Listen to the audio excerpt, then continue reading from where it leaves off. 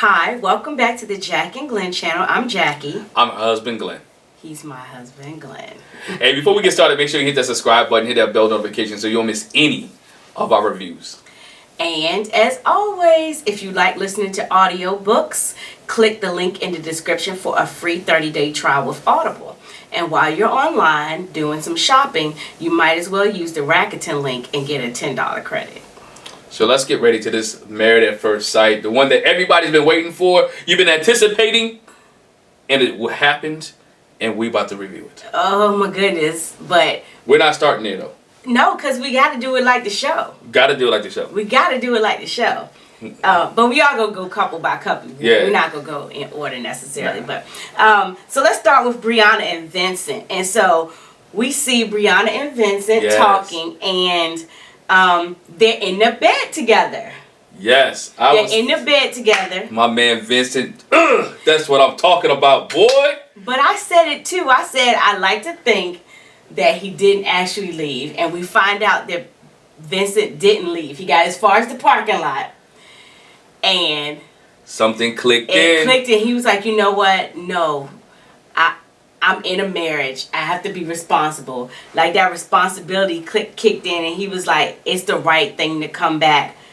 And because we're married, it's the right thing to come back. Yes. And Brianna talks about the fact that she was like, well, you said I might as well go home anyway. I was like, what is home? Where's that? This is our home. Yo, I'm glad she said that because, again, the mindset has to change. Your mind, when you're married now, you're married. Your mindset has changed. Truth be told, you really don't have another home. Truth be told, your home is right here where Brianna's at. You have the luxury of being, because you're all married at first sight, to go down the road because you got an apartment down there, whatever case may be. And she mentioned it. Like everyone said, we said it on our YouTube review that we do on Sunday nights with Little Black Book and with T. Lisa Ray and with August Love Story. We said it like, dog, here's another bedroom. Yes, Brianna made a point to say we're in a 2-bedroom apartment, and he was like, yeah, you're right. It's another bedroom, so you didn't have to go hit the road, Jack, or go home. Mm-hmm. And his partner tells him that a little bit later. Oh, you went home? You tried to run? You left. So again, what shows you that's part of his MO. Mm-hmm. He said it too. He felt comfortable there. He wanted to go clear his mind. And she was like, yo, clear your mind. And he woke up the next morning really upset. He still was feeling some type of way. But I'm happy that he came back. Even though they didn't have the conversation that night. Again, they tabled it till that morning. Mm-hmm. They got situations straight. And they moved on. And she said it. We did this for sickness and health until death do us part. So guess what? We're going to do this thing together. We're going to have some rocky moments. We just known each other for now, 12, 13 days. Mm-hmm. We're going to be some moments. There's going to be some situations. Going to be some issues. But guess what? We got to learn how to communicate and work these things out. She apologized again for saying, you know what? I didn't mean to say that as any of you.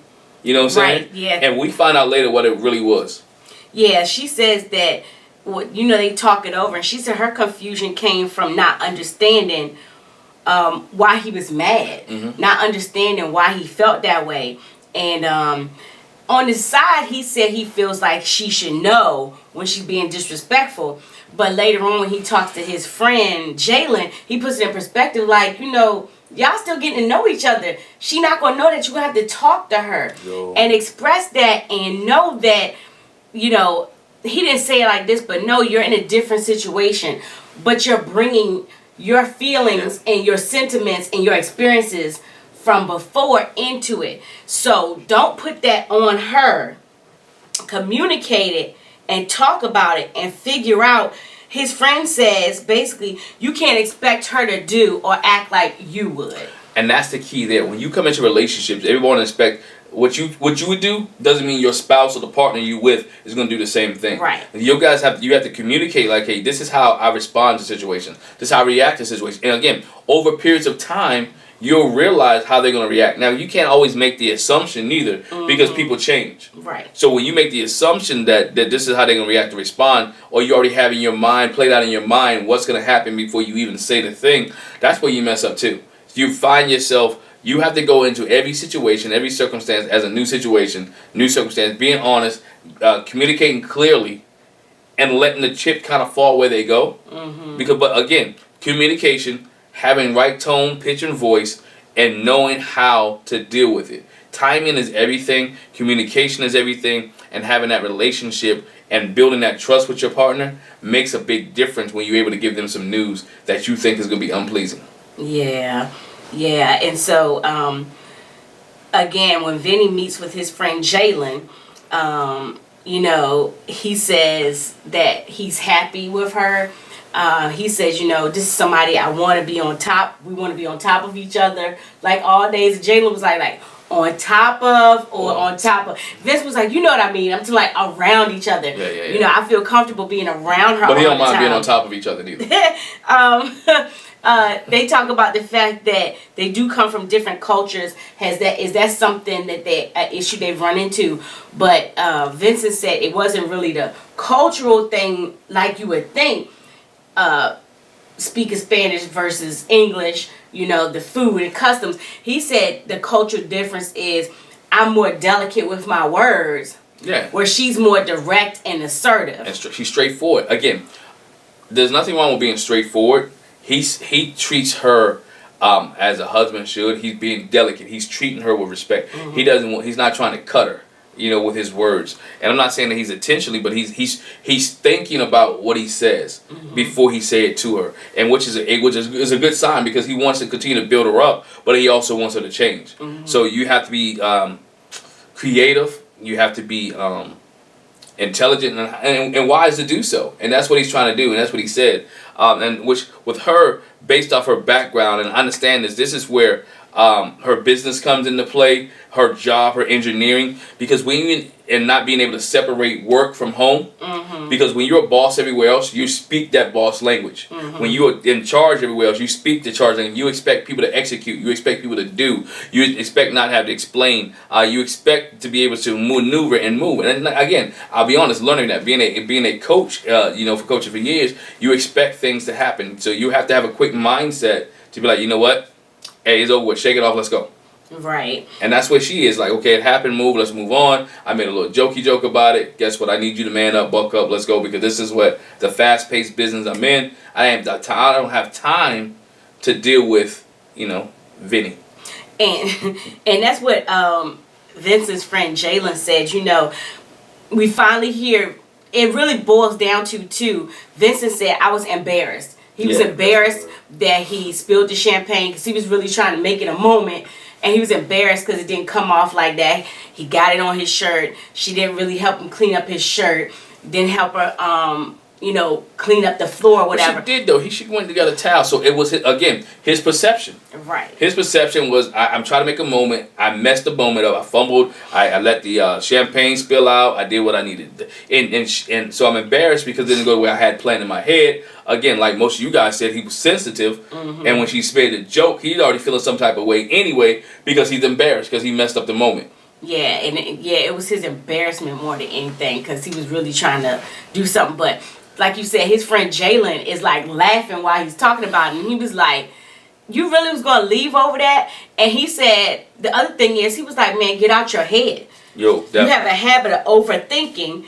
Get out of your head and, you know, think about where she's coming from and not how you perceive it. Right. If it was me, this is what I would be meaning if I said that. You know, his friend was like, I don't want you to mess this up, you know, because she's a really good girl. And I'm liking the way y'all are flowing. I like what you're saying about her. So just get out your head and, you know, don't mess this up, bruh. Yeah, basically like, hey, yo, it's up to you, but don't drop the ball. Don't mess it up. Let it keep riding. She's good. She's good for you. I've seen you happy. You know, you're happy. You got a different look. You're talking about her. And you got to have friends like Jalen. Excuse me. You got to have friends like Jalen to tell you the truth. And I bet the truth be told, I think every friend on this episode was real. Yeah. I think every friend that people sat down and talked to was real. Now, we didn't see somebody's friend, and we'll get to that part later. Yeah. So fast forward with them, each of the couples have a housewarming, or they have family and friends come over.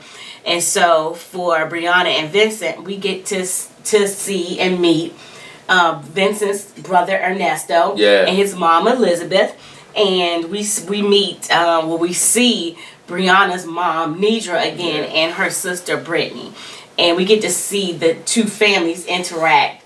And I mean, it was, Ernesto said that, and I think Vincent said it too. Well, that was Ernesto, his brother, was like, his mom was kind of on the fence, trying to figure out like how is this going to go, whatever. Yeah.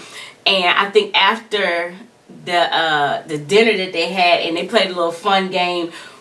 What's my favorite this? What's my favorite color? Yeah. What's my vacation spot? What do we have in common? It really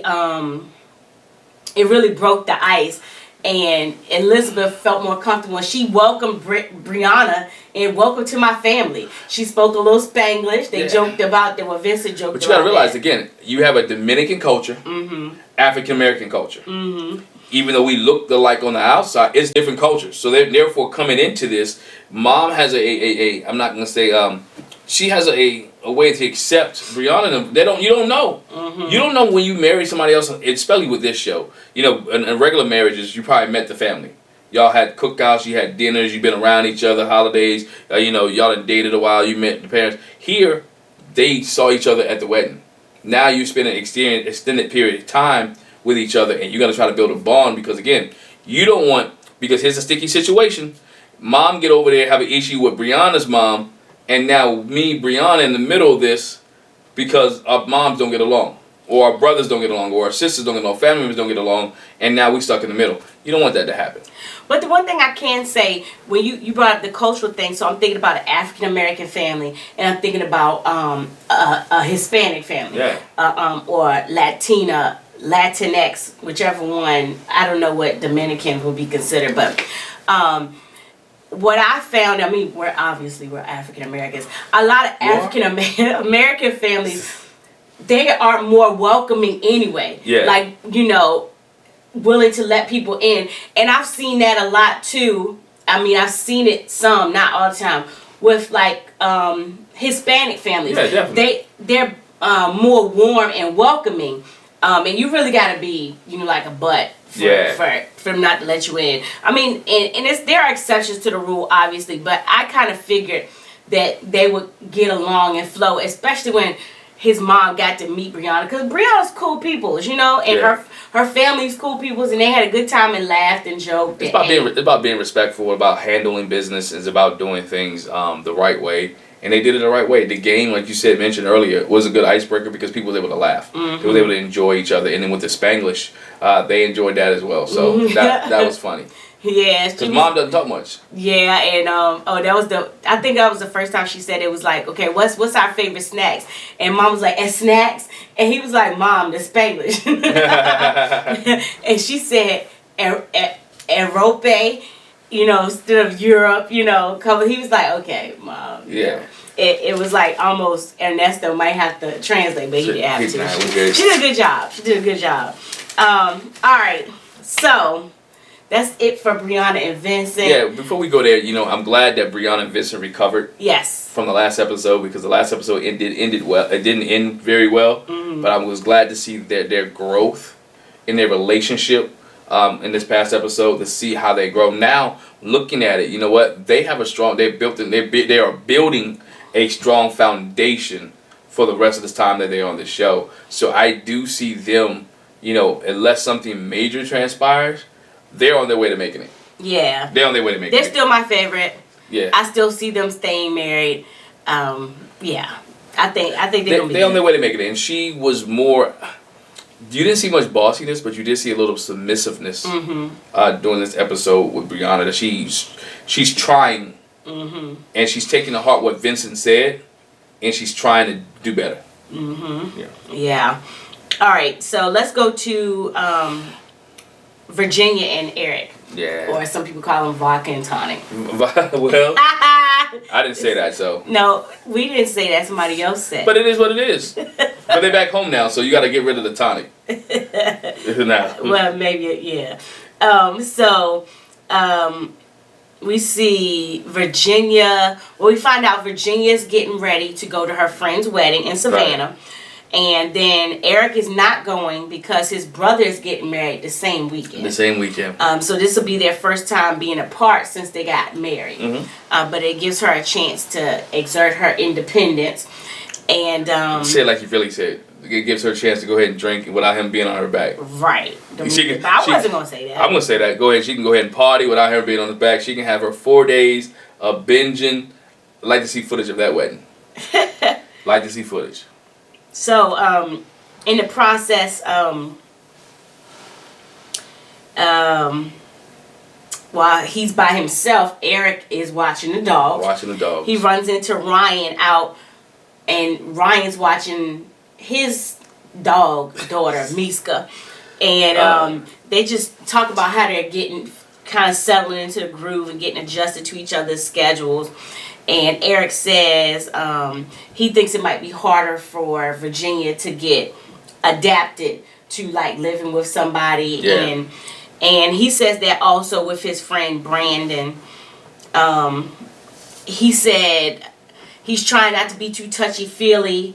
He says this aside from the conversation with Ryan and Brandon, that he's trying not to be too touchy-feely, but he wants to. And when she's like packing and ready to go, or when she's at home working, you know, he just wants to reach over and give her a quick hug, and she acts like it's annoying and it bothers him a little bit.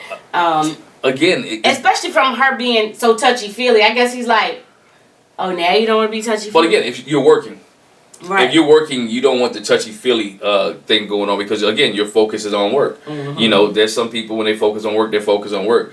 You know, give me a nice little hug or whatever the case may be. Don't be all up on me, you know, because, again, I'm putting in work. So, you know, he's a pilot. He does his work 30, 40, 50,000 feet in the air. You know, there's nobody hugging on him. I understand as a husband you want to be close to your wife, but there's times and boundaries. And they have not discussed that. So, you know, she have to communicate that with him. Yeah, so, like I said, Eric meets with his friend Brandon, and his friend Brandon said, you know, how's your connection? I noticed at the wedding y'all kind of had an instant connection. Yeah. Eric expresses to his friend Brandon his concern about her being a party girl and how she has this extreme independence, and how she's going to be gone for 4 days with this wedding. And he just wants her, while she's there with what's familiar to her, her friends and family, he wants her to actually miss him. Yeah. And that's his concern, that maybe she won't miss me because she's not getting in the groove. She's not, this marriage thing is so new to her. But he understands it's a process. He wants to be loved. And translation, in my mind, Eric wants to be loved, and he wants Virginia to miss him because he thinks they have a great relationship now. So while you're gone, I need you to miss me. I miss you, so I just need to hear you say or let you know you miss me. Even though you're around all your family, around your friends, I just need to know that I'm, again, loved and missed. Yeah. You know, again, the emotional side of Eric, we're getting to see what he's committed to. To me, that shows he's committed to the process. And he wants her to be committed to the process by reciprocating the same love that he's given to her, or the same, you know, being able to miss her back to himself. Yeah. And the one thing that Brandon does tell him is that, you know, he needs to encourage and reassure Virginia that I'm not trying to change you. Yeah. You know, I want you to have your space, and not, basically I put like not age over her. So obviously there's an age difference. So don't make it a big thing and make everything like it's a teaching session or a counseling session. Or again, make everything, because of the age thing, she said it. Don't make it like you're my parent. She said it, I mean, think about it. She said that in the last episode. It's feel like I have to check in with my parents. She wants a husband, not a dad. But again, and he has to be able to be strategic and on how he gets her to realize that I am your husband and I need to take care of you. And that's his thing. I'm your husband. I want to take care of you. And she got to realize the difference between him wanting to take care of her and what a father would do. And he's protecting her. And he wants to protect her, whether it's protecting her from herself with drinking, protecting herself with her friends, sleeping on their couch, protecting her when she's not around, making sure she's okay. You know, he wants to protect her, and that's where he has to understand how to be strategic on how can I translate this or give this to Virginia so she doesn't feel like I'm being dad. Yeah. And that's pretty much what Brandon, you know, kind of said to him. And Eric understands that. And he says, you know, it's worth fighting for. I'm trying to stick in there and work it out. So then we see later Virginia comes home from the wedding. And basically she says, you know, I did, you know, they did miss each other. She did. and they were in communication, and he was like, I hope it wasn't too overwhelming for you. I don't feel like we did too much talking. He was like, I just try to talk to you like every other hour. I feel like that's a bit much, but it was the constant communication with him, just them keeping in touch, but it wasn't overwhelming for her. Yeah, that was the issue that she has. Him being overbearing. And so, therefore, he had to learn how to give her some space. And I think this 4-day wedding came just in time for their relationship because it gave her the space she needed, gave him the space that he needed to reevaluate some things, and get him an opportunity to talk to his friend. So, again, put another set of eyes on his marriage that are not the experts or for his friends on the outside. Okay, this is what's going on. Sometimes you have to have people give another set of eyes because you're involved in it. You don't see what's going on. It's just like a corner man with boxing. That guy in your corner, so he can tell you what's going on and help you readjust. And so it's like as soon as she comes back, they have to get ready for the housewarming. And like Eric told her before, if there are times when I'm away and I come back. When I'm here, I'm here. Yeah. I do the cooking and everything. And so he pretty much preps all the food. Obviously, they ordered the wings, and I was like, gosh, it's a lot of wings. Yeah, because it's a lot of food. First it comes in, it looks like it's just gonna be her 2 guy friends, Lane and Cole. And I was like, man, that's a lot of wings and all that other food for just the 4 of them. But then his friends Kyle and Brandon come over, and I was disturbed. I was like, it's just Virginia and all these guys. Like, where are the girls? She doesn't seem like she has many female friends. Or but Lane, not Lane, Cole, because Cole talks to Eric later. He says our friend group is like 5 of us. Is me, Lane, Lee, Virginia, and then he said one other female name. He's like, we all hang out. So I don't know if they were the ones from the wedding for why they weren't there, but I was like, man, this is like, it's no way I couldn't be there. And not in a bad way. I'd just be like, I would want a female to be there. But it was good for her male friends to be there. I don't know if they would put a limitation on how many people could be there or not. But because Eric needed to see and have conversation with her male friends. Yeah. That was something he was worried about. That was an issue he had. He needed to see, now not that she should be still sleeping on a couch, but he needed to interact with those guys and have conversation with them and say, you know what, I'm here now. Thank you for taking care of her before she got to me, but guess what? I'm here. It's my responsibility to take care of her. It's my responsibility to handle her. Y'all can still be friends, but within this friendship, again, there has to be some boundaries. Yeah, and with them coming over, she stressed the fact that she has concerns with his jealousy and him being more lax and trusting. Those were her concerns, and to alleviate those concerns with Eric, Cole pulls him to the side and was like, hey, again, this is our friend group. We usually party on the weekend. It's like the 5 of us, and Virginia's big enough girl that she can handle herself and not put herself in precarious situations.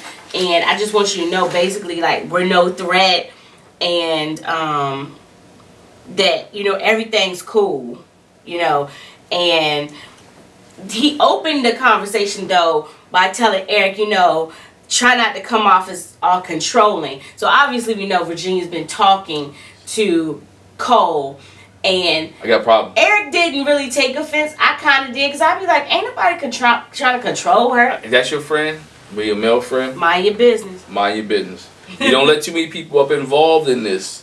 You know what I'm saying? For him to come to that man and say, you know what, don't be controlling. Yeah, that specifically. Because obviously that came from her. That came from her. That he's trying to control me. Like, hold on, where you get that from? And again, different marriage, different people. We might have had a conversation. Yeah. Eric expressed his worry that it's an age difference that might come into play. That they're at different ages and at different stages in their life. But Cole reassures him that all she's been talking about is like he says she's ready for this. The way she's been talking about it, he can tell a difference with her, that she's ready to settle down and be in a marriage thing. And Eric appreciated the conversation, and it shed some light on it for him. It did. It eased his mind about their relationship. that Cole and what was the other guy? Lane have with Virginia. So, he's cool with it right now. Hopefully they'll move further on, and Virginia can see that Eric is not as jealous as she thinks. I don't think it's a jealousy. No. Is it more of a concern than anything else? But again, her age is putting it in a situation. He's jealous, he's overbearing, and he's controlling. And which is not the case. Yeah, and I'll just share that, like, when they're all talking, they're like, well, what can you tell me about Eric? The one thing I'll open is Virginia was like, we gotta do tequila shots, and Eric's friend was like, nah, you give me a tequila shot, I'm gonna throw it. But he did take one later. But again, it just expressed the fact that, like, her friends are drinkers, his friends not so much. Yeah. And again, look at his circle. His friends probably, we don't know his job. He might be a pilot too. So it might be in the atmosphere that they're in, military pilots. That's not what they do. And when we see all the guys get together, they realize too that the girls are drinkers. The girls are drinkers. Not too many of the guys are drinkers. Ryan said I take a little every once in a while. Vincent like every blue moon. We know Vincent champagne. That's his choice to drink. But even Jacob was like, he's not much of a drinker, and we know Eric's not much of a drinker. Right. And Chris is not much of a drinker either. But Paige and Chris wasn't there at the time. But majority of the women are drinkers. And so that's one of the big issues. We know Hayley was a drinker because she got drunk and had sex with Jacob. So again, most of the women and most of the women are drinkers more so than the men, which is kind of different in this season. But his friend Brandon did express that, it was good getting a chance to sit and talk to Virginia because they didn't have time to do that at the wedding. But he liked the fact that she was extroverted because Eric is so introverted and he can bring her out.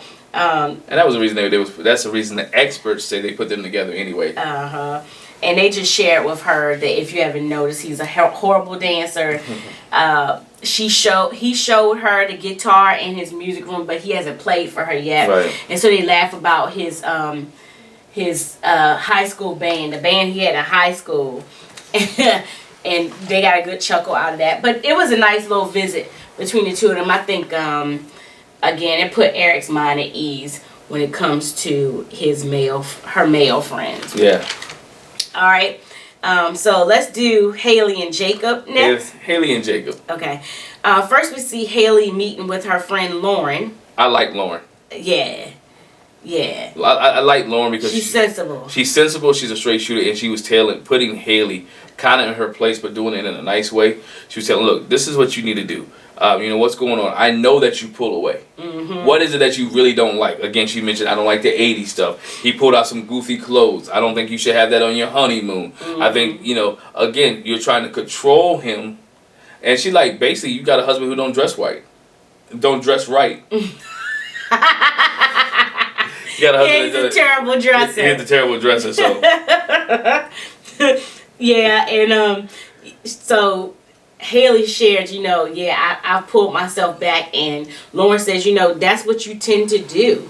You pull back in when things are too much for her, but you need to get back into it. She did share about the 80s stuff, but also that he accused her of lying and having somebody at home, and she so-called explained the ladies' night thing and how some of the guys just happened to show up. Well, yeah, she didn't really go into detail with that, or they didn't show her going into detail with that as much as she did when she was on Unfiltered. Some guys showed up. She didn't say, I told him XYZ, he came downstairs, he felt that the people scattered. She didn't really go into deep detail that we saw. She kind of went over the surface of that, which, again, you lied, but the perception, you told the truth, but the perception of it was when the other guys came down there, you didn't call him, say, hey, Jacob, by the way, Eric and Ryan showed up. Do you want to come downstairs? Right. Yeah, and she said that he's apologized over and over again, and she thinks he genuinely cares, and Lauren was like, well, give him a chance. Get it together, get back into it. And she said she's gonna try to do something different. I'm gonna actually try. Right. And her friend reminded her too, remember, this is not dating, it's marriage, so you can't treat it like you're dating. Yeah. Her try was like, I guess I want to try. I didn't believe it. Right. I'm just the way her body language and the way that her looks, maybe it was camera angles again, production again, I don't know, but the way she said it, was like, well, I'm gonna try. Right. Not that. You know what? I'm gonna give it my best shot. So. Sorry. So we see it their little housewarming that her friend Lauren comes over, his friend Dan, and her friend Caroline were there, and they talk about how did you feel when you first it's another lady there too, I think, but I don't think they said her name. But how did you feel? He said, I was nervous, but I felt a little more at ease once she gave me that laugh at the altar. Right, because he said he had a blank mind. Yeah, but he said he came in with no real expectations because he's had so many flops of relationships. He's had all kinds of special disasters in his past. And this is where it gets good. And yeah, the friends was like, okay, so was the special disaster you or them? And which is a good question. Because she said, if you keep having failed relationships, is it the relationship that you're in? Or is it you? What has happened in that relationship to make it fail? Which is a very good question. Now he has, in his mind, he had to do self-assessment. But he said, well, I can talk to you about that later. He's willing to talk about it and to share it. But again, you have to look at, are you overbearing? Are you too honest? Not necessarily too honest, but are you too overbearing? Or are you too 80s? Are you too caught up into 80s and not driving people away? Are you just caught up in your own mindset and the way that you do things and not the way that you should do things in a relationship? And so it could be a million of things why these because there was a short term, he said long-term relationships didn't work out. So again, he has to look at himself and not compare. My problem with Jacob is he's going to keep comparing his past relationships, past situations with this one. And we saw it in the last episode where he compared it, I had somebody do that to me before. I had somebody do that. Dog, she's not them. You're a new person. This is a new relationship. This is a new person. They may have some similarities in behavior, but they're not the same person. Right. And so Jake has a conversation with Hayley's friends, and he says, their communication is getting better. He did acknowledge that when she pulled back, that, he kind of drew his own conclusions. Which means he said he thought the sex was trash. He didn't say those words. He said, because what if she didn't like me? What if she didn't like me? We didn't have sex. And again, I read into it. What if she didn't like me? What if she didn't like what happened in the bedroom? And now she's pulling back because it wasn't what she expected. And basically, they warned that his friends basically tell Hayley that too, or they talk about that. No, I think maybe that was when the girls met. I don't know, but somebody tells Hayley that you have to be careful with that because people do. If you don't say anything, you don't express yourself, then they come to their own conclusions. And so you don't want to leave any space for that. His friends talk to Hayley and say, what's your commonality? And basically she just says they were dog lovers. That's what she left it at, but like really. Again, I think I mentioned to you when we watched that, if that's all y'all have in common, that's like Brett and Olivia Lash. Y'all like cats. Right, that's it. Everything else was different. You like cats. So when somebody asks you what we have in common, again, you should be able to run down a list of things that you have in common. All she said was that we were both dog lovers. Not that he likes fried chicken. I like chicken too. Not that we both like he liked this type of drink. He likes to eat this on Tuesday. She could at least said, you know what, by the way, we both like to go to bed at a certain time. It could have been anything. I don't know what it is. Or we both have yellow shirts, whatever. But all she can, again, they don't have communication. They're not on the same page. All she can think of, and all she can, we both dog lovers. Which means there's no connection there. And she's not trying to get a connection with him. Yeah, she keeps trying to say she's trying. I don't know. How much trying? I don't know. I'm hoping we'll see some more trying from this point. I try to study, but I only opened the book up once. I only read the first 2 pages. I mean, come on. What kind of trying is she actually... Okay, we have not seen that type of trying that she's doing. That's true.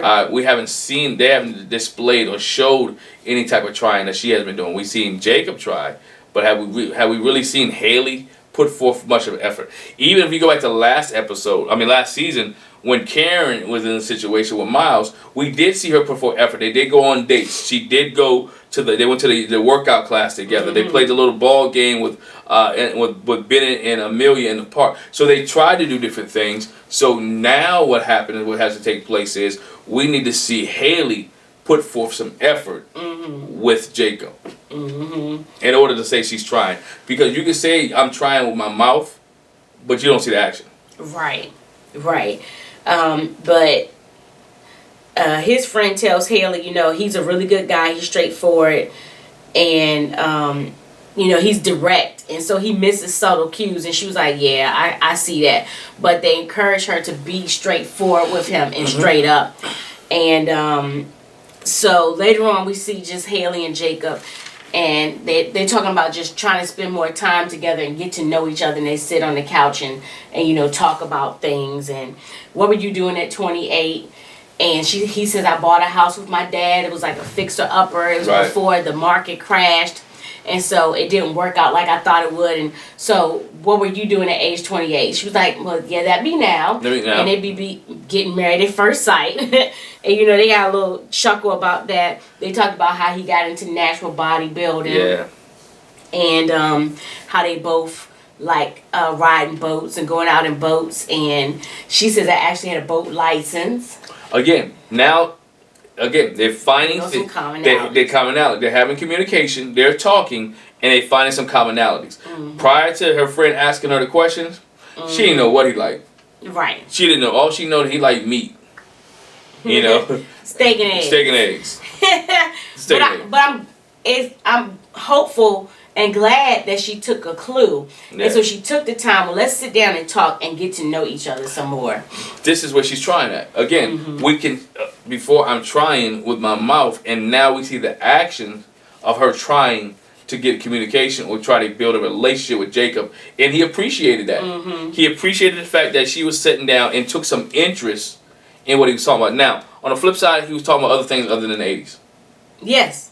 Again, absolutely. He got to realize that his life is much more than the 80s. And his beach. And that was good. We saw him doing that. And so that's I don't have anything else for Hayley and Jacob. They need to continue to communicate and work on each other and see how that pans out next week, which we saw there might be a little issue. Yeah. You know, it wasn't a whole lot with Clara and Ryan. Not much. It's just that one of the issues was that he's not a drinker. And she had a problem with him not taking the shots from her friends when they asked him. Oh, the Jello shots. The Jello shots, yeah. Yes. The Jello shots, because they was at a birthday party and, her friends kept asking, want a shot. And she's like, when you're at a party, you say no, but you eventually do it. But Ryan stuck to his guns. Yeah. And she said that when she met with the girls. Yeah. Because like we said, the guys and the girls got together. And it wasn't all of them. It was Hayley, Brianna, and Clara. Yeah. They weren't sure if Virginia was going to show up because she had the wedding. And definitely not sure about Paige. But that's what she talked about, the fact that, it was two of her best friend's birthday. Yeah. And so they came over and they had a little party and they had the Jello shots and Ryan kept turning down the Jello shots. But he's not a drinker. He's just not, whether it's because of appearance or whatever. But even in the... Go ahead. No, go ahead. I'll let you finish. No. You sure? Yeah. Okay. He just didn't feel comfortable around her friends. You're right. And that was one of the things. He didn't feel comfortable. He said he didn't like being around people he didn't know. He was getting there. But again, he's not there. Everybody's not as... She's an extrovert. She's out there. He mentioned it. Clara just love everybody. You're going to have to prove her wrong. She'll love you. She'll give you the benefit of the doubt until you do something to her. Right. And that's what he said. He's like, I build trust with people. Clara trusts up front. And then, the trust can be torn down. And he was like, you giving people trust up front for what? And she's like, why not? Why not? And he builds trust. So over a period of time, it builds up. So he's a slow mover when it comes to that. Even with him, we find out from Claire, she talks too much because they have not had sex. Again, we talked about she mentioned a couple episodes, we're going to keep our sex life private. And here 2 episodes later, she's telling all the girls that they haven't had sex. But she's talking to girls. No, she's talking to America. But in that setting, she's talking to the girls. Oh, with cameraman and everybody else around, coming to America. I know. but she didn't get specific because she did say we're doing other sexual things. She said, I'm not used to not having sex but doing other sexual things and moving so slow, but she understands that that's Ryan's pace. And she said it's so slow that at first they didn't do a whole lot of kissing in the beginning. He wants to make sure that it's real. She's used to giving love to every and anybody. Mm-hmm. And she wants to love on him. I think she should just walk up on him and just love on him. Now, not jump his bones love on him. But, but if the mood hits her, almost kind of like the Eric and Virginia thing. Yeah. If while we're sitting at home and I maybe see you reading a book or working on a crossword puzzle or something, and I just follow on your back and fall on your neck and just hug on you or kiss you or whatever. You can follow on my back neck. And just you can hug me. Hug you or kiss you or whatever. Just try it. It's almost like Henry and Christina. Yeah. She was like, I'm not used to working at this pace, and she's waiting for him to take the initiative, and she could have just made the move. And so for Clara, it's like, just make a move. Make a move, he may go with it. Mm-hmm. I mean, he's not going to be disrespectful to you because he appreciates you, he cares for you. Make the move. But Ryan says that he's moving slow. He want to make sure it's right. Yeah, he's looking for the emotional connection, and what Clara shared with the girls is, I feel like we're already emotionally connected. I'm not sure. But she needs to share that with him. Yeah, and so like you said, when the guys meet, Ryan says, I move a little bit slower. Clara's the opposite. I'm guarded, and Vinny tells him, him holding back it's gonna be a problem. You might not want to hold back. Yeah, you may not want to hold back. You may want to let that go and be honest with her, and be, more of not be as wild. I don't even say she's wide open as she is, but bring yours up to another level. Yeah, and so for her housewarming, she already knows her friends aren't going to be there. So when she goes out with the girls, she invites Brianna and Hayley over to the housewarming. And Brianna comes. She doesn't stay long because she says she has to do something with Vincent. But Hayley pretty much stays. And then his friends come over, Curtis, and we're thinking that's Curtis' wife. Yeah. They look really cozy, and they both had rings on. And so, they sit there and they talk about their differences and how they move at different speeds and how she's more spunkier than he's used to. She's got a whole lot more spunk. And he's calculated, and, his friend's like, you need to open up some more to her and, just... But you see spouses like that, though. There's one more who's an extrovert than the other one that's an introvert. There's some people who like to be, so... It's a different backgrounds, different things. You have to find out what works for you guys. Again, it goes back to communication, it goes back to the conversation. It has to go back to being able to be around each other and know that your partner is an extrovert. So it's going to take much. Extrovert. They're going to be out there and they know that your partner is an introvert, and you put them in comfortable situations and comfortable people so they can open up. Mm-hmm. And in that space, Ryan expressed, I'm an old man. I go to bed early. And she was like, he's always making these old man comments, and I just want him to stop. But she also jokes, it's 9 o'clock. You could at least stay up till 9:30, 9:45. And he was like, shoot, it's 9:30 now. They were like, it's 9:04. Yeah, right. Again, he has an old soul. Yeah. She told them that she has not seen her husband with this shirt off. I thought that was weird. Then when they go... So, I don't know. Again, if you haven't seen him with a shirt off, I told you, my mind be just going all. Haven't seen him with a shirt off, but y'all been intimate. What are y'all doing? And so she says it's been some physical stuff. But physical stuff. But you haven't seen him in the bathroom, in the shower. So he go in the bathroom with his shirt off, with his shirt on, and take it off and come back. When he comes out the bathroom, with a shirt on. Apparently. I'm just. That level of reserve is just. He goes back by crazy. So they just never haven't been in the bathroom with each other yet. Apparently not. Man, dog. Apparently not. So I don't know. That's on some snail turtle type level slow. Right. But she seemed like she's free spirited, so he probably seen all of her. Oh yeah. She seemed like she's free spirited. I believe it. So like I said, it wasn't very much with Ryan and Clara. We all know what you came here for. Ready First Sight knows what we came here for. But the build up to that is just like, okay, we're just gonna get to it. Get to so it. we see Chris meeting with his friend and Pastor Dwight, and then his friend Michael. Yes. And they're catching up with each other, and he's nervous to tell them about his decision to get a divorce. You're nervous to tell them because you know you're wrong. You know you're wrong because you got to realize who you're talking to.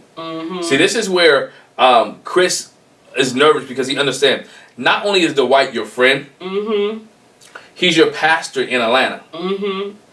And so you're dealing with him as a friend and as a pastor. This is not any pastor. This is the pastor who gave you and read you your vows. Yeah. A few days earlier, right? So this pastor has some investment in this marriage. This pastor has some involvement in his marriage. Again, no pastor wants to go on their strike. I married y'all. Y'all ain't work out, dog. Right. I married you. Again, the pastor Dwight says it. I might have married you, but you did it in the eyesight of God. Right. Not me. You did it in the eyesight of God. So don't worry about what ICE did. Don't worry about what America sees. Don't worry about your mama, your family, her family. But guess what? You did this. You say you man of God. I'm gonna call it. You say you love God. You said you was committed to this woman. You committed to the process. We'll talk about commitment later. But you're reneging on your agreement, not only to her, but you're reneging on your agreement that you made before her, to her, in front of God. Yeah. Pastor Dwight does bring that up because, Chris says, I got something I want to tell you. And so Pastor Dwight and Michael, they were like, man, he having twins. I bet you it's twins. Let's bet some money on it. Well, they were close, but no cigar. Yeah. And so he breaks the divorce news to them, and they're like, what? Dumbfounded, confused. What? But then he also shares, but he does it in stages. So then he tells them, when she first came down the aisle, I wasn't fully attracted to her. And he says, I thought having sex with her on our wedding night would help, like that we would magically get this attraction, and it didn't help. I'm going to do a Pastor Cal on this. I'm going to do a Pastor Cal on this one. Take my glasses off. Because he's dumb. But the fact that you said this first of all, you already said it to your father. Now you're saying it to two other men. Men that have men feelings and men thinking and men that know you. And for you to be silly enough to say to them, I thought having sex with her would help me get attracted. And Pastor Dwight told him in the beginning, you're going to have to do it different. I know you usually put the cart before the horse, but you're not going to be able to do it like this. And here you go. Again, if the sex, after the first time you had sex with her, you felt like you wasn't attracted to her, right? Why did you keep going back? And keep going back? And keep going back? Because we already know. I know why he kept going back, but again. Because he's a fiend. Again, he can separate the attraction just from sex. Listen. So he knew, I'm not attracted to you, but guess what? I can have sex with you. There was no attraction there, but I can have sex with you.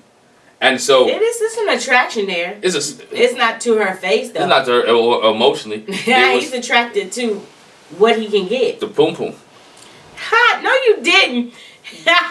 But they look shocked and surprised, and then boom, Chris hits them with the pregnancy news. Oh, I got this call. I found out my ex-fiance is pregnant.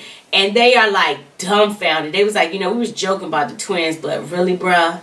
Right. Really? But Pastor Dwight goes into pastoral and friend mode. He said, you don't have to be with her to be a father, to be a dad. You made a commitment, again, to Paige, this woman. And you're embarrassing not only her, you're embarrassing your family, her family, and yourself. Because you're already committed to divorce. You're not even trying to fulfill the process. Which, again, if you look at Chris's life, he has an issue with commitment. A very issue with commitment. Go Bible a little bit. A double-minded man is unstable in every last one. And all his ways. So if you look at Chris, he's double-minded, and everything he's done has been double-minded. and everything he's done has been very unstable. Mm-hmm. So when you're double-minded, there's nothing that's going to work out for you. And we see that there's nothing that's been working out in this relationship, in this marriage. Since he's been connected to it, he has been double-minded. He don't know if I want to stay with Paige, or if I want to go. If I want to be my ex-fiance, if I want to tell my pastor or not. Again, you can't be double-minded and expect things to work out for you. Mm-hmm. You got to be able to be focused on one thing, and he can't focus. Mm-mm. And Pastor Dwight says, I got mixed emotions because I'm coming to you as a friend, but I'm also coming to you as a pastor. Like you said, he stressed the fact that you made a commitment. It's a covenant you made before God. I performed the ceremony. He said, your behavior is embarrassing, it's immature, it's selfish, it's wrong.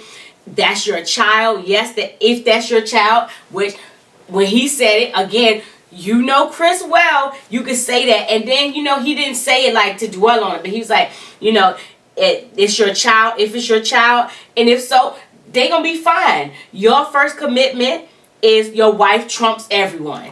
You went into this, your wife trumps everyone. And you can be a dad without having an obligation to be with the mom. Stay right there, because, again, Chris told Paige that you come first, because you're my wife. Mm-hmm. Again, lip service, yes, but no action. Yes.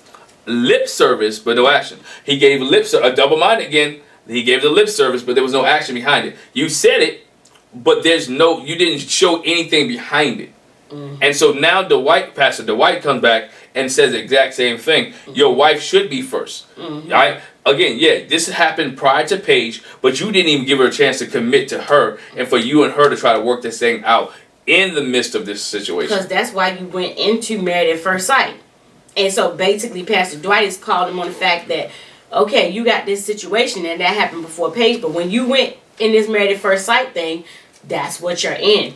And his friend Michael is like, you need this marriage. She's got a lot of the core values that make a good wife up. You need to be more open-minded.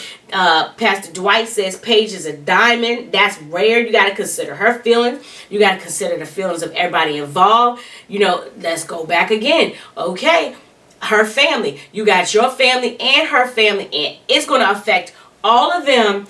With you deciding to divorce or whatever you're going to do, it's a lot of people that can get hurt in the process, and you need to take responsibility for any damage that this will cause. Any damage that this will cause. Hurting her, upsetting her family. Bro, he caused so much, and this is where you see the immaturity and the childlike behavior from Chris, as he's getting rebuked.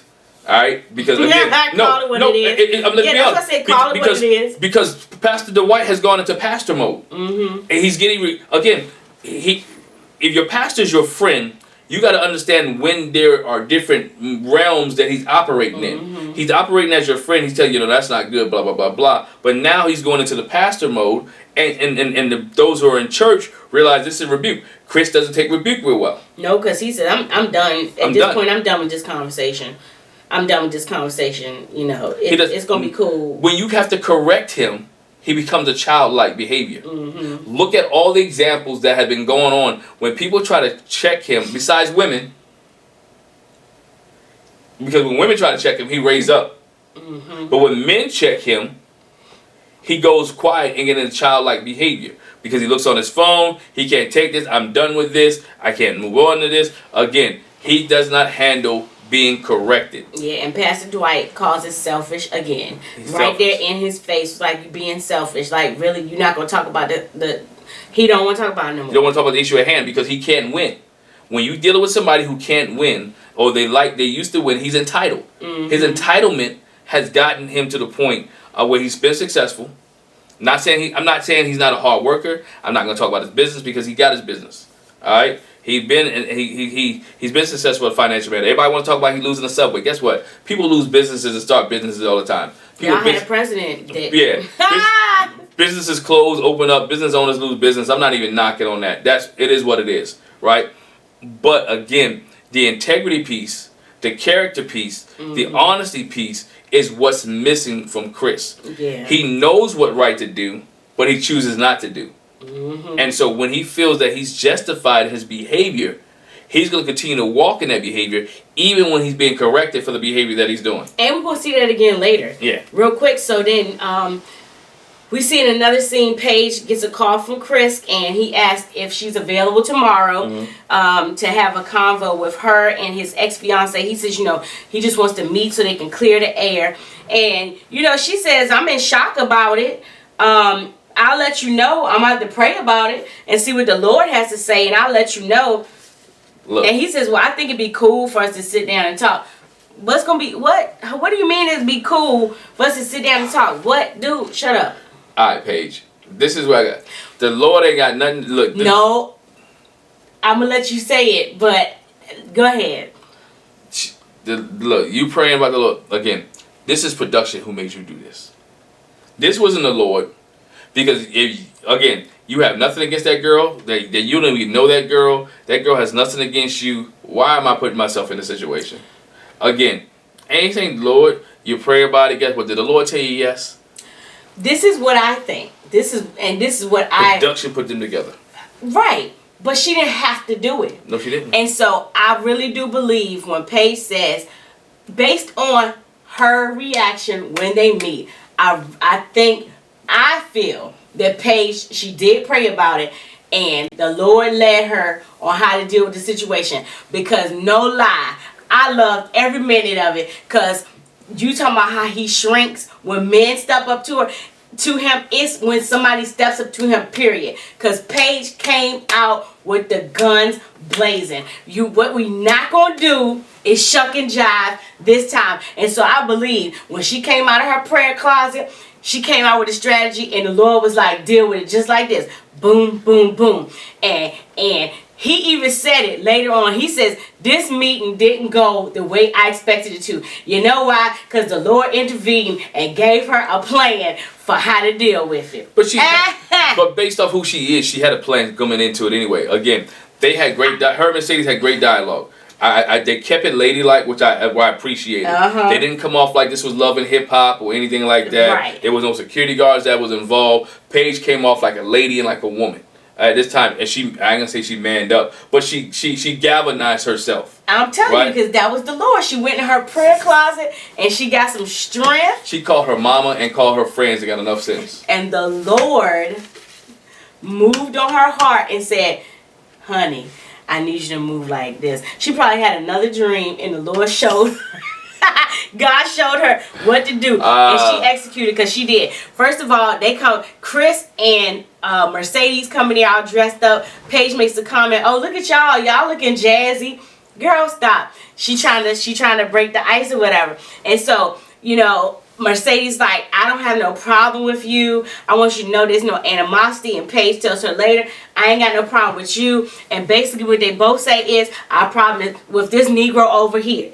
He's the problem, and we getting ready to fix it. And I don't know, you try to give me a script for how we gonna go into this meeting, but it's not gonna happen like that, Chris, because watch what I'm getting ready to do. And so, Mercedes, she asked Mercedes, how far along are you? She says, well, I'm about 7 weeks. I don't have no ill feelings towards you. Paige, check your time frame. And Paige said that was like, y'all had y'all little situation, which we saw Mercedes look at Chris like, no, she said you had your moment. And Mercedes kind of looked at Chris like, oh, it was a moment. That look, she looked at him like, oh, you told her it was a moment. It was a moment. You know it was more than a moment, but she didn't say that. Again, they kept it classy. How she knew? She was grieving. I know, right. And so Paige was like, when did you find out that he was married? Did you know anything about the process? And Mercedes was like, I didn't know nothing about it. I found out when I called him to tell him that I was pregnant. I found out after that. That's when he told me. I don't think so. I'm sure the rumor mill, somebody let you know that man he got married. Stop playing. I don't believe that. Nah, I don't believe that neither. That somebody let you know that he was getting there. Again, I'm telling you. Here's the lies. How do you contact somebody that been blocked? Chris said, I blocked her, she blocked me. You're on your honeymoon in Las Vegas, right? She's blocked, you done blocked her, and she done blocked you. How'd that phone call come through? From another number? Duh. It could come through a number, but they're millennials, they don't remember phone numbers. She ain't gotta remember it. She didn't say she deleted it from her phone. It's blocked. When you block, the number's not deleted. Oh, you blocked somebody before? Yeah, all them auto warranty people that be calling my personal phone and my work phone. Like, you really? Good point, though. Go ahead. But anyway, yeah, so he said, you know what, I just wanted to, you know, everybody to meet for clarity. And so... He's trying to be so deep. He's trying to be so deep right. here. Well, Paige says, well, I'm open. Let's open the floor for questions. What questions you got for me? And Mercedes was like, I don't really have no questions. I'm just trying to process everything. Yeah. I'm confused. You know, I'm trying to keep calm. You know, I got a lot of anxiety. I'm taking it a day at a time. And Paige, again, talks about the timeline. So this is 7 weeks, and he was in the process of this married at first sight thing when y'all two had your situationship. And, you know, Paige then was like, shh, here go my gun loaded. Well, I want you to know, Mercedes, that, you know, he told me that he was afraid to fall in love with me. And I understand you and your pregnancy thing, but, you know, I too had... Go ahead. I had a pregnancy scare, you know, and, you know, it was kind of rough for me too. And Mercedes' face was like, a pregnancy scare? She looked at Chris like, what the heck? And she even had the nerve to say, pregnant by who? And Paige looked at her like, you know who? First of all, what? Who do you Why think would I be telling you? Who do you think I'm pregnant by? We've been married for a couple of days, 14 days. Who you think I'm pregnant by? Your baby daddy? And Mercedes says, well, Chris told me that y'all were intimate, but he didn't tell me that it was to that level, like a different level. Why would he? Why would he? We already know he halfway do stuff. He tell what he want to tell when he want to tell it. So he not going to tell you that. He not going to tell you that because once you said you pregnant, then his intentions is trying to get back with you. And so this is the thing that we talked about. Okay. So when again you having all these conversations with her, you sharing with her that you and Paige been intimate. What? Why you gotta tell her that? That ain't none of her business. All y'all need to be talking about is this baby that you talking about you pregnant with. She don't need to know my business. You know the answer to that because he's trying to get back with her. Right. Because he's not attracted to Paige. When she came, this was his out. When she came and said she was pregnant and he knew he wasn't attracted to Paige, he was like, yo, this is my out. I can get up out of here. I can say, you know what? She's pregnant. I can deal with Paige. I can go out. I can say, you know what? I'm going back with my ex-fiance. Which we got a surprise there too. Yeah, because Mercedes was like, you know, this is something big he's trying to pursue with me. And we thinking she's talking about the getting back together, but she's talking about the pregnancy. And Paige says, you know, I feel like I got the short end of the sticks. My intentions were pure. I don't know if his were. And he was like, my intentions were pure too. And she said, well, I question your intentions. And then Paige lets it out again and says, you know, well, he told me that he's trying to work it out with you. And he not trying to be with me. You like, he want to do the divorce thing. And Mercedes is like, oh, really? Yeah, because that's not exactly the route I'm trying to go. Well, at that point in time, she's not, because we know there's been rumors that her and Chris are still together. They've been on vacation together. They've been doing whatever. Which is rumors. Again, at the point this was the time that this was recorded, she said she wasn't trying to be with Chris. Right. That they wouldn't try to renew a relationship. She wouldn't try to do nothing with Chris. She just was trying to have this baby. Right. And so, you know, Mercedes was like, ain't no ma'am, no ham, no turkey. The deli is closed. That's how she put it out. And Paige was like, So now Paige is like, okay, so you're not attracted to me. You keep having sex with me. You tell me you're afraid you might fall in love with me. But at the same time, you want a divorce. And you're trying to be back with her. But now she's telling me she don't want you. She don't want you. So, bro, what is you trying to do? So you just, again, like you said, you just wanted her out. This is your way to get divorced from me, to tell me that you're trying to get back with her. And I don't know, they might could be real good actors, but to me, Mercedes looked real genuine, like, like y'all didn't even have this conversation. Like, Chris was hot, dog. Man, he was steaming. He didn't want to think about when he's in the setting. He can't go off on Mercedes because that's his baby mama, right? He can't go off on Paige because again, Paige got the I don't care attitude. Like if you want to bring it, guess what? I'm gonna do today. I'm gonna bring it today. I'm gonna do it classy, but I'm gonna bring it today too. So again, here come the childlike behavior. He sits over there. He twists his ankles. I mean, not twist his ankles. He sat over there. he's flapping his foot, whatever case may be, moving his leg. He's mad. He's checking his phone. I want to just go home and catch up on the scores and read my Bible. I'm ready to get this dinner. I'm ready to eat this food. Read my Bible. And he says he's irritated and again, this meeting didn't accomplish anything that I intended it to. He says, she rude. She trying to throw me under the bus. And she came out with her guns all out. And Mercedes was like, I don't think she's being rude. I don't think she's being rude at all. If anything, under the circumstances, I think she's being quite respectful. Yeah. And you're the one being rude and not acting right. Again, child. Not want to have the conversation. He thought he wanted to control the narrative. Yes. When you want to control the narrative in a situation and it doesn't go the way that you want and it's starting to go downhill, he has an issue because he didn't know how to reel it back in.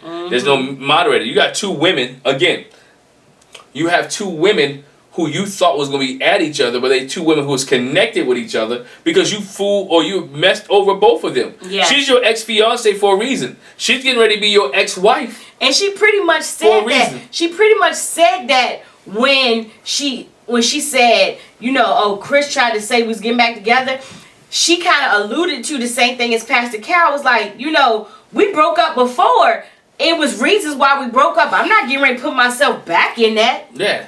Again, there was reasons. Both your exes are having a conversation, and you just happen to be privy to it into the room while they're having a conversation, and he felt some type of way. Man, that Joker was big mad. He's big mad. He was big mad. And he got up, again, like a child, he got up and left. Didn't like the conversation. Same thing he did with Pastor Dwight and Michael. He's your boys. You at least should be able to hear your boys out. Right, wrong, and different. You should be able to hear your boys out. Now you can't hear your ex and your two exes out. Dog, that's on you. Because again, you don't like correction. You don't like to know when you're behaving. And he goes on and said, my intentions were pure. Now I do believe his intentions were pure to get married. But when she walked down the aisle and he saw what it looks like, his intentions changed because it wasn't what he expected. If somebody had walked down the aisle that looked like Mercedes or what he was used to, he might have, it would be a different story. But he was not attracted to her, so he didn't want to put the time or invest in her. His intentions were pure. Again, he didn't want her to say that because he realized, my intentions were pure. He didn't want to say, my intentions were pure until I saw you. And then when I saw you, blah, blah, blah. Hence, this sabotage from day one, right? Hence the conversation when they first met. He brings up the ex-girlfriend. He brings up all these things to try to deter her from getting connected to him. So he's trying to sabotage the relationship prior to them even going on the honeymoon. Yeah. Because he didn't think Paige was on track. So he even tells her friends, she's not what I'm used to, not what I'm probably hoping that they would tell her. Hoping they go back and tell her. Hoping they go back and tell her. And now she has a problem, an issue. And so, again, disrupt this. Everything he has done, if you look at it, has been borderline that you could justifiably put him off the show. From the arguments to the frustration to the lying to all this, he can justify. Again, we're still going to see him on the show because he's still contractually obligated to make appearances. And they want to see how this works out. And let's be honest, we talk about it every week, so it's good for TV. and we talk about it every week. Apparently, but I just want to say, kudos to Paige for womaning up. I loved every minute of it, and you can say what you want to say. I believe she went in her prayer closet, and the Lord gave her clear instructions on how to handle the situation. He said, don't come out of character. Just be yourself when you come in there. And he says, a gentle word turns away wrath. You come in there ladylike when it comes to homegirl, but definitely dig in his tail. and she was nice, nasty. She was. I loved every minute. She was nice, nasty, but again, she did what she needed to do, and my hats to Paige for kind of redeeming herself because the last few episodes, Man. She was trying to figure it out.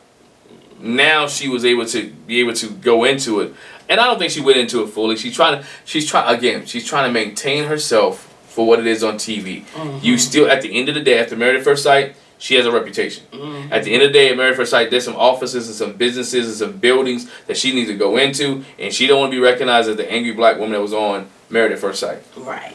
Again, hats off to Paige. Hope she continue to handle the rest of the season this way, with dignity and respect and self-character for herself.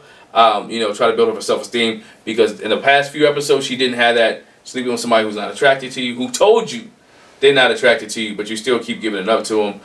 Being attracted to someone, even though you can't control the baby situation, but he showed his tail for everything else. Yeah. And you were still trying to bail it, because she even said it tonight.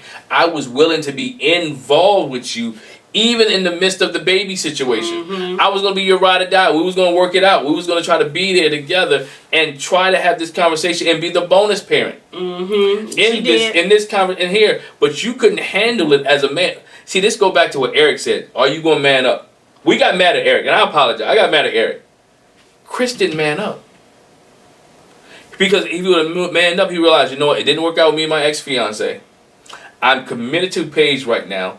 Let me finish with her and do what I need to do with her, trying to establish this relationship. So in the 9 months when Mercedes have this baby, all right, quotation marks, that me and my wife will be able to take care of our child, child, and we'll bring it into a loving home, and all three of us adults can raise this child in order to be a productive citizen and have a loving family around him.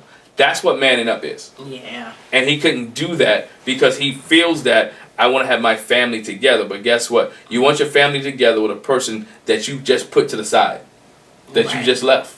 Right. Well, so, I mean, I liked this explosion on Married at First Sight this time, because it didn't go Chris's way. It didn't go Chris's way, but open your eyes up to a lot of the mindset of who Chris is. He's childish. He's childish. And I think we've been seeing that anyway. He's childish. And especially, like you said, I mean, the not receiving from Pastor Dwight and from your friends and your pastor, like, bruh, just stop it. But anyway. Funny part is Chris, if you go back and watch it, Chris tipped out like he was tipping out of church. Right. Look how he gets up. Go back and watch how he gets up. He tipped out like he was in church. Only thing he didn't do was put up the one finger. Right. But anyway, oh man. Thanks for watching the review. You leave your comments in the comment section below. Make sure you hit the subscribe button. Make sure you hit the bell notification. Make sure you leave your comments, because this was packed. A lot to deal with, Chris and Paige, but also with other couples where Brianna and Vincent, Eric and Virginia. Not so much with Hayley and Jacob as well, but not so much with Claire and Ryan. But hey, there's some more coming down. Make sure you join us this Sunday night at 7 p.m. as us and some other great YouTubers get together with Little Black Book 91 on his YouTube channel and discuss this episode of Married at First Sight even further. Yep. So thanks for joining us. Thanks for joining us. Bye. Bye.